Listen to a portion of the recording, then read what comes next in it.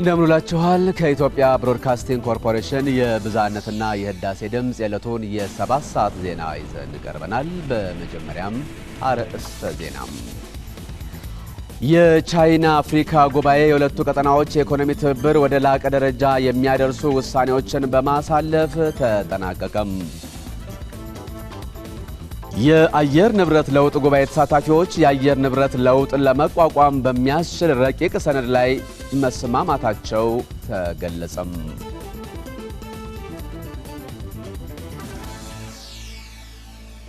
አብራችሁን ትቆዩ እንጋብዛለን። ዜናውን ማቀርብላችሁ ተመስገን በየነ ነኝ። የቻይና አፍሪካ ጉባኤ የሁለቱ ቀጠናዎች የኢኮኖሚ ትብብር ወደ ላቀ ደረጃ የሚያደርሱ ውሳኔዎች የተወሰኑበት መሆኑን የቻይናው ፕሬዝዳንት ሺ ጂንፒንግ ገለጹ።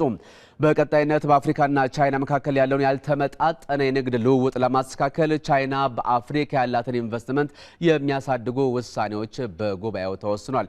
በደቡብ አፍሪካ ጆሃንስበርግ ለ2 ቀናት ሲካሄድ የነበረው የቻይና አፍሪካ የመሪዎች ጉባኤም ተጠናቋል። ከጆሃንስበርግ ሰላም ሙሉጌታ ዝርዝሩን አልኮልናል። በመሪዎች ደረጃ ለሁለተኛ ጊዜ ተካሂደው የቻይና አፍሪካ ፎረም የአፍሪካን ልማት ወደፊት የሚያራምዱ ውሳኔዎች ተላልፈውበት ነው የተጠናቀቀው። በቀጣይ 3 ዓመታት ለአፍሪካ ልማት የሚውል 60 ቢሊዮን የአሜሪካን ዶላር መመደቡ የጉባኤው አብይ ውጤት ሆኗል። በመዝጊያ ስነ ስርዓቱ ላይ የቻይናው ፕሬዝዳንት ሺ ጂንፒንግ እንዳሉት ቻይናና አፍሪካ በጋራ ጥቅም አብረው መጓዛቸውን ይቀጥላሉ። የጆሃንስበርጉ ጉባኤም በቻይናና አፍሪካ ግንኙነት መሀል አዲስ ምዕራፍ የከፈተ መሆኑን ተናግረዋል። No matter how the international political landscape may evolve, China and Africa will remain brothers who treat each other as equals and trust and support each other. የመሰረተ ልማት የፋይናንስና የሰለጠነ ሰው ኃይል ችግርን መቅረፍ ለአፍሪካ መጻኢ እድገት ቻይና ከአህጉሪቱ ጋር አበክራ የምትሰራባቸው ጉዳዮች ናቸው። የጉባኤው አዘጋጅ ደቡብ አፍሪካ ፕሬዝዳንት ጃኮብ ዙማ በጉባኤው የተላለፉ ውሳኔዎች የአፍሪካ ህብረት የ2063 ልማት አጀንዳ የመጀመሪያ 10 ዓመት ትግበራ አንድ አካል መሆኑን ጠቅሰው ጉባኤው በወደፊቱ ልማት ጉዟችን የቻይናን አጋርነት ያረጋገጠ ነበር ብለዋል። It clearly illustrates China's commitment to ensure that China's development takes place in conjunction with the developing countries of the South, particularly those in Africa. የኢፌዴሪ ጠቅላይ ሚኒስትር ልዩ ረዳት አቶ እውነቱ ብላታ ደግሞ ጉባኤው በቻይናና አፍሪካ መካከል ያለውን ያልተመጣጠነ እድገት ለማስተካከል እንዲሁም የኢንቨስትመንት ፍሰትን ለማሳደግ የሚያስችል እድሎችን መፍጠሩን ለኢትዮጵያ ብሮድካስቲንግ ኮርፖሬሽን ገልጸዋል። ግንኙነቱ የሮ ማቴሪያል ብቻ ሳይሆን ኤክስፖርቱ ሮ ማቴሪያል ብቻ ሳይሆን አፍሪካ ውስጥ በራሱ ፕሮሰስ የሚሆንበት በዚህ ሂደት ውስጥም ቻይናውያን በቴክኖሎጂ ሽግግር በአቅም ግንባታ ሂደት እንዲረዱ እንዲደግፉ በተለይም የውጭ ንግድ ሚዛኑን እንዲጠብቅ አሁን ያጋደለ ነው አሁን ባለበት ሁኔታ ላይ እንደዚህ መቀጠል የለበትም የሚለው አንዱ ትልቁ ስምምነት የነበረው። ቻይና በምጣኔ ሀብት ልማት ብቻ ሳይሆን በአፍሪካ የጸረ ሽብር ዘመቻና ሰላም ማስከበር ተልዕኮዎችም ትብብሯ እንደሚቀጥል በጉባኤው ተገልጿል። ባለፉት 2 አስርት ዓመታት አፍሪካ ከቻይና ጋር መፍጠር የቻለችው ትብብር ቀደም ሲል ከተቀረው ዓለም ጋር የነበራትን ተራድኦን ማዕከል ያደረገ ግንኙነት መቀየር ከመቻሉም ባሻገር በአህጉሪቱ እየተመዘገበ ላለው ዘላቂ ልማትና ድህነት ቅነሳ ትልቅ አስተዋጽኦ እያበረከተ ይገኛል። ለኢትዮጵያ ብሮድካስቲንግ ኮርፖሬሽን ሰላም ሙሉጌታ ከደቡብ አፍሪካ ጆሃንስበርግ። በዓለም አቀፍ ደረጃ የአየር ንብረት መዛባት ተከትሎ በኢትዮጵያ ያጋጠመውን የእርጥበት እጥረት ለመቋቋም በግድቦች የተያዘውን ውሃ በቁጠባ መጠቀም እንደሚገባ ተገለጸ።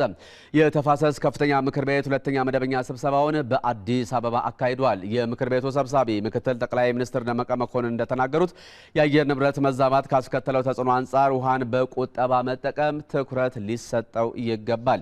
ከዚህም ባሻገር የተሻለ የውሃ መጠን ያላቸው ግድቦችን በመለየት እጥረት ያለባቸው የሚደገፉ በት ሁኔታ መፍጠር ያስፈልጋልም ብለዋል ምክትል ጠቅላይ ሚኒስትር ደመቀ መኮንን።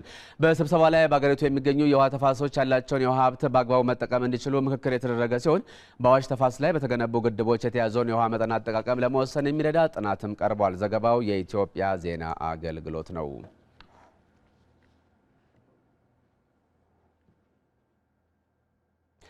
በጋምቤላ ክልል የሚከበረው የብሔሮች ብሔረሰቦችና ሕዝቦች ቀን በዓል ሙሉ ዝግጅት ተጠናቋል ሲሉ የክልሉ ርዕሰ መስተዳድር ጋትሉዋክ ቶትኮት ተናገሩ። የጋምቤላ ከተማ ነዋሪዎችም ለበዓሉ የሚመጡ እንግዶችን ለማስተናገድ መዘጋጀታቸውን ነው የተናገሩት። ለዝርዝሩ ተስፋዬ አባተም። የብሔር ብሔረሰቦችና ሕዝቦች ተሳትፎ ለላቀ እድገትና ትራንስፎርሜሽን በሚል መሪ ቃል በጋምቤላ ክልል የሚከበረውን 10ኛው የብሔሮች ብሔረሰቦችና ሕዝቦች በዓል ዝግጅት አስመልክተው የክልሉ ርዕሰ መስተዳድር አቶ ጋትሉዋክ ቶት በሰጡት መግለጫ በክልሉ ያሉት 5 ነባር ብሔረሰቦች በቀደሙት ስርዓቶች ተጨቁነው እንደነበር ገልጸዋል።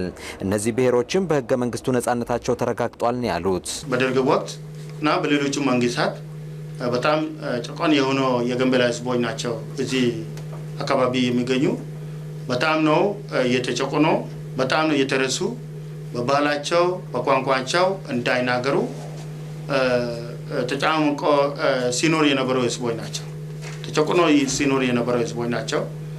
ነገር ግን በኢህአዴግ ዘመን አሁን ስንፋጭ ያገኘው ህዝቦች ናቸው የጋምቤላ ህዝቦች ማለት ነው። የብሔር ብሔረሰቦችና ሕዝቦች ቀን በዓልም በየክልሉ መከበሩ በክልሎቹ መካከል ተመጣጣኝ ልማት በማረጋገጥ የታዳጊ ክልሎችን የመፈጸም አቅም የሚያሳድግ መሆኑን ተናግረዋል። ርዕሰ መስተዳድሩም ለበዓሉ ወደ ጋምቤላ ክልል የሚመጡ እንግዶችን ለማስተናገድም ሙሉ ዝግጅቱ ተጠናቋል ነው ያሉት። በአሁኑ ሰዓት በዓሉ ያለምንም ስጋት ለማስተናገድ ዝግጁነታችን አጠናቀናል። ምንም የቀረው ነገር የለውም። ስለዚህ ሙሉ በሙሉ 100% በዓሉ ለማስተናገድ ዝግጁ ነው። የጋምቤላ ከተማ ነዋሪዎች በበኩላቸው በዓሉን ለማክበር ወደ ከተማዋ የሚመጡ እንግዶችን ለማስተናገድ ተዘጋጅተው እየተጠባበቁ መሆናቸውን አረጋግጠዋል። ዝግጁ ነን። በጣም ደስ ብሎናል። እንግዳችን ከሚመጣ ወደ ሀገራችን በጣም ደስ ብሎናል። በእርግጥ እኔ እንግዳውን ለመቀበል እንደ ግለሰብ ሳየው በተለይ ከከተማው ጽዳት ጀምሮ እንደ ግለሰብ የሚፈልግብኝ ሁሉ የስራ ኃላፊነት ኦልሬዲ የወጣበት ሁኔታ አለ። እዚህም በተጨማሪ ማንኛውም እንግዳ እዚሁ ሲመጣው ጋምቤላ የሁሉም ብሔር ብሔረሰቦች መዲና መሆኑን ለማሳየት ራሴ እንደ ግለሰብ ተዘጋጅቻለሁ። የሚመጣው እንግዳው ተቀብዬው የሚፈልገው ሁሉ በግልም ቢሆን ለምን እስከ ቤት ድረስ ለማስተናገድ ዝግጁ ነኝ። ለኢትዮጵያ ብሮድካስቲንግ ኮርፖሬሽን ለተጠናቀረው ዘገባ ተስፋዬ አባተ ነኝ፣ ጋምቤላ። ይህ በእንዲህ እንዳለ 10ኛው የብሔሮች ብሔረሰቦችና ሕዝቦች ቀን በዓል በባህር ዳር ዩኒቨርሲቲ ተከብሯል። የበዓሉ መከበር የመቻቻል እሴትን በተማሪዎች መካከል እንደሚያሳድገውም ነው የተገለጸው። ነቢል በቀለ የበዓሉን ተሳታፊዎች አስተያየት እንደሚከተለው አዘጋጅቶታል። 10ኛው የኢትዮጵያ ብሔሮች ብሔረሰቦችና ሕዝቦችን በዓል በአንድነት በመሰባሰብ በዛሬው ዕለት እያከበር ነው የሚገኘው። ያው እንደምታውቀው ዩኒቨርሲቲ ውስጥ ብዙ ብሔርና ብሔረሰብ ተቻችሎ ተከባብሮ ይኖራል። ከዚህ በፊት ብዙ ማናቃቸው ብሔረሰቦች አሉ። ዛሬ ደግሞ እርስ በርስ ተገናኝተን አንድ ላይ እያከበርን ነው። እናታችን አንድነታችንን የምንገልጽበት ሁኔታ ነው ያለው። እርስ በርሳችሁ ባህላችሁን፣ ወጋችሁና አንድነታችሁና ማስተዋወቅ እድል ፈጥሮልናል። የተለያየ ብሔረሰቦች መቅረባቸው እኛ ፍቅራችን፣ ማንነታችን፣ የኢትዮጵያ ማንነታ በቃልና በቲዎሪ ከምንሰማው በተግባርም እንድናይ አድርጎናል። የኢትዮጵያ ብሔሮች አንድ በመሆናቸው በጣም ትልቅ ደስታ ይሰማናል። ከአራቱም የኢትዮጵያ ማዕዘናት የተለያዩ ቋንቋዎችን፣ የተለያዩ ወጎችን፣ ባህሎችንና ልምዶችን ይዛችሁ መታችሁ አንድ ላይ የጋራ ማዕድ የምትቆርሱበት ቤት ነው። ይሄ የጋራ ማዕድ የሚቆረስበት ቤት ትንሿ ኢትዮጵያ ነው ማለት ነው። የተሳካ ህይወት መኖር የምትችሉት የተሳካ የስራ ሁኔታ የሚኖራችሁ በጣም የተለያየ እሳቤዎች፣ በርካታ እይታዎች ባሉበት ሁኔታ የራስን ማንነት አውቆ ከሌሎቹ ጋር መኖር ሲቻልና ያንን እሳቤ በዛ እሳቤ መኖር የሚችል አቅም ስንገነባ ነው። በደቡብ ክልል ጉራጌ ዞን ማረቆ ወረዳ የ3 ቀበሌዎች ነዋሪዎች መንግስት ድርቁን እንዲቋቋሙ አስፈላጊውን ድጋፍ እያደረገላቸው መሆኑን ገለጹ። ነዋሪዎቹ በድርቁ ምክንያት የተከሰተውን የውሃ እጥረት ለመፍታት የተወሰደ ካለው እርምጃን ባሻገር መንግስት ዘላቂ መፍትሄ እንዲሰጣቸውም ነው የጠየቁት። የተወካዮች ምክር ቤት አባላት ቡድን ደግሞ በደቡብ ክልል ጉራጌ ዞን ማረቆ ወረዳ ድርቅ ከተከሰተባቸው ቀበሌዎች መካከል 3ቱን ቀበሌዎች ላይ የስራ ጉብኝት አድርጓል። ተሾመ ወልዴ ከቡታጅራ ያደረሰንን ዘገባ የሚያቀርበው ብሩክ ተስፋ ነው። በደቡብ ክልል በጉራጌ ዞን ማረቆ ወረዳ በኤልኒኖ ተጽዕኖ ምክንያት የበልግ ዝናብ በመዛባቱና በመኸር ወቅት በቂ ዝናብ ባለመዝነቡ በ7 የገጠር ቀበሌዎች ድርቅ ተከስቷል። ድርቁ በሰውና በእንስሳት ላይ ጉዳቱ የከፋ እንዳይሆን በመንግስት እየተሰሩ ያሉ የክትትልና የድጋፍ ስራዎችን ለመመልከት የህዝብ ተወካዮች ምክር ቤት ቡድን በማረቆ ወረዳ በ3 ቀበሌዎች የመስክ ምልከታ አድርጓል። በድርቁ ምክንያት ጉዳት የደረሰባቸው ቤተሰቦች በህብረተሰቡ ተሳትፎ እንደሚመረጡና መንግስት በስንዴ ቦለቄና ዘይት እንዲሁም ለህፃናት የተመጣጠነ ምግብ በማቅረብ ተገቢውን ድጋፍ እያደረገላቸው እንደሚገኝ ነዋሪዎች ተናግረዋል። እርዳታ በሰዓቱ በጊዜ ይሰጣል።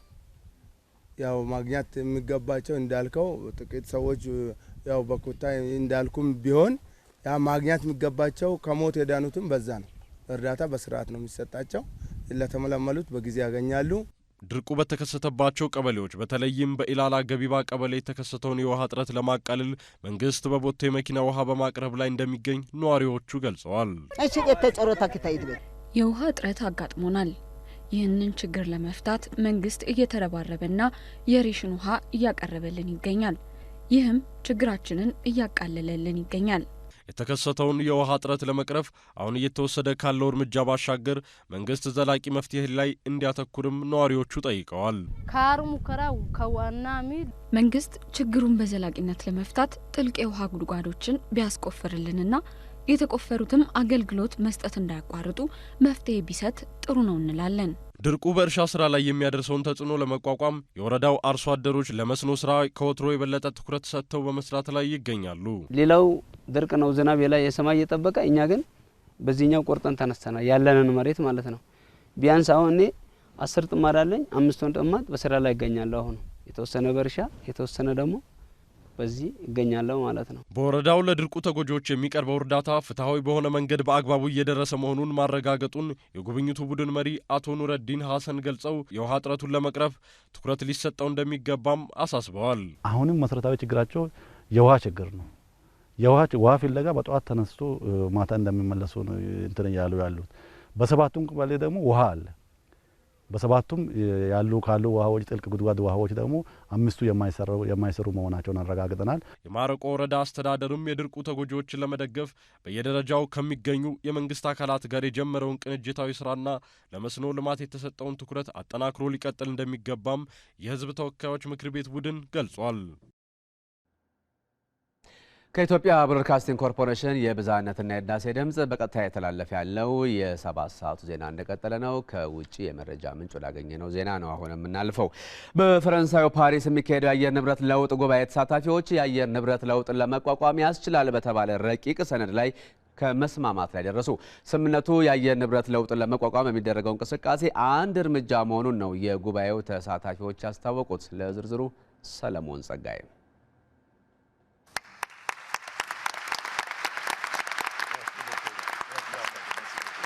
በፈረንሳይ ዋና ከተማ ፓሪስ የሚካሄደው የተባበሩት መንግስታት አየር ንብረት ለውጥ ጉባኤ 200 ከሚጠጉ ሀገራት የመጡ ተወካዮች በአየር ንብረት ለውጥ ዙሪያ ትርጉም ያለው መፍትሄ ሊያመጣ ይችላል በተባለ ረቂቅ ሰነድ ላይ ስምምነት ደርሰዋል። 42 ገጽ ያለው ሰነዱ በዋናነት የአየር ንብረት ለውጥን ለመቋቋም የሚያስችልና ለታዳጊ ሀገራት የፋይናንስ ድጋፍን የሚፈቅድ ነው። የፓሪሱ የአየር ንብረት ለውጥ ጉባኤ ፕሬዚዳንት ላውረንት ፋቢየስ ስምምነቱ የአየር ንብረት ለውጥን ለመቋቋም ለሚደረጉ እንቅስቃሴዎች አይነተኛ ሚና ቢኖረውም አሁንም ግን ከዚህ በበለጠ መስራት ያስፈልጋል ብለዋል። ይህ ረቂቅ ሰነድ ለውጥ መኖሩን ያሳየናል። ነገር ግን አሁንም በአየር ንብረት ለውጥ ዙሪያ ብዙ ልንሰራ ይገባናል። የጉባኤው ተሳታፊዎች በበኩላቸው የረቂቅ ሰነዱ መጽደቅ የአየር ንብረት ለውጥን ለመግታት አንድ እርምጃ ነው ብለዋል። ስምምነቱ ለተጨማሪ ስራ መሰረት የሚጥል ነው። የዓለምን ሙቀት ከ1.5 ወይም ከ2 ዲግሪ ሴልሺየስ በታች ለማድረግ የሚሰራውን ስራም ያግዛል። ታዳጊ ሀገራቱ በበኩላቸው የበለጸጉ ሀገራት ከ6 ዓመታት በፊት እንደ አውሮፓውያኑ ዘመን ቀመር ከ2020 ጀምሮ በየዓመቱ $100 ቢሊዮን የገቡትን ቃል ኪዳን ተግባራዊ እንዲያደርጉና ከዚህም ከፍ ሊል ይገባል ብለዋል። አሁን ስምምነት ላይ የተደረሰበት ረቂቅ ሰነድ ከ4 ዓመት በፊት ደቡብ አፍሪካ ደርባን በተካሄደው የአየር ንብረት ለውጥ ጉባኤ የተዘጋጀ ነበር። እንደ ጎርጎሮሲያኑ ዘመን ቀመር ከ1970 ጀምሮ የባህር ከፍታ በ8 ኢንች ሲጨምር 2014 ደግሞ ከፍተኛ ሙቀት የተከሰተበት ዓመት ሆኖ አልፏል። በዓለማችን በሚሊዮን የሚቆጠሩ ሰዎች በአየር ንብረት ለውጥ ምክንያት በሚከሰቱ የተፈጥሮ አደጋዎች ሕይወታቸው ማለፋቸውን የዘገበው ሮይተርስ ነው። ወደ ቱርክና ግብጽ የሚሄዱ የሩሲያ ቱሪስቶች ቁጥር መቀነሱ ተዘገበ። የቱሪስቶቹ ፍሰት የቀነሰው ደግሞ በሶሪያና ቱርክ ድንበር አካባቢ ተመቶ በወደቀው የሩሲያ ጀት ሳቢያ በረራዎች በመታገዳቸው የተነሳ ነው። ባለፈው ዓመት ብቻ 4 ሚሊዮን የሚደርሱ ሩሲያውያን ቱርክን ጎብኝተው ነበር። የተጣሉት የበረራ ማዕቀቦች የሩሲያና የቱርክን ቱሪዝም ብቻም ሳይሆን የንግድ ልውውጣቸው ላይ ተጽዕኖ ማሳደሩን ነው ቢቢሲ በዘገባው ያሰፈረው።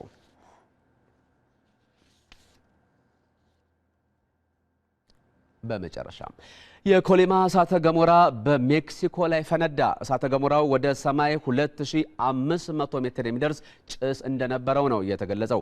በደቡብ ምዕራብ ሜክሲኮ የምትገኘው ኮሊማ ከተማ በተደጋጋሚ ነው በእሳተ ገሞራ እየተጠቃች የምትገኘው። በሜክሲኮ ታዲያ ከ3000 በላይ የተዳፈኑ እሳተ ገሞራዎች ሲኖሩ 14 ያህሉ ብቻ ናቸው እስካሁን በመፈንዳት ላይ የሚገኙት። ዘገባው የሮይተርስ ነው።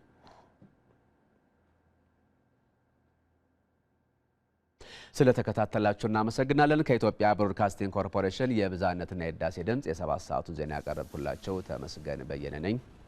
ብሩህ ቀን።